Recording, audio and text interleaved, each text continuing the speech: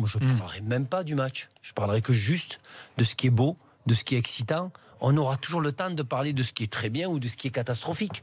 Dans le sens où les gens rêvent et bandent pour gagner une Coupe du Monde. On en deviendrait presque, ça serait pas normal, mais une normalité. Mais c'est plus qu'exceptionnel au moment où il y a beaucoup d'équipes.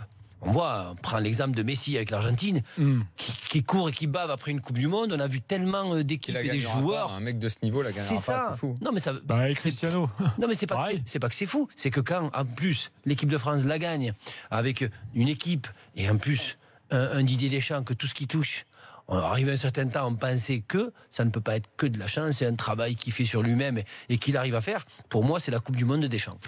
Il y a quand même un truc, les gars. En 20 ans, la France a fait 3 finales de Coupe du Monde et 2 finales d'Euro. Personne n'a fait mieux. Non, c'est clair. Personne n'a fait mieux. Donc après, sur les 20 dernières années. Sur les 20 dernières années, on est numéro 1. Voilà. Donc après, avec le trou 2004. Il y a eu un trou. Enfin, sur malgré c'est quand même exceptionnel. Malgré un trou de les Allemands ne l'ont pas fait. 2004 à 2016. Les Allemands ne l'ont pas fait. Les Brésiliens ne l'ont pas fait. Les Italiens ne l'ont pas fait. Les Anglais ne l'ont pas fait. On est les premiers. Les Anglais en même temps. Ça veut dire quelque chose quand même. Oui. Qu'est-ce que ça veut dire pour toi? Ça veut dire quand même qu'on a en France. Ça veut dire quand même que la France est une grande nation du football. Mais à l'étranger, et ça veut dire qu'en France, on a une succession de générations de mecs capables de nous emmener dans des finales de grandes compétitions. C'est pas exactement comme ça que tu dois le voir. Non, le résultat il est incontestable. Maintenant, il y a un autre truc que tu ne peux pas enlever, c'est que tu es un vivier, indéniable. Tout le monde le sait.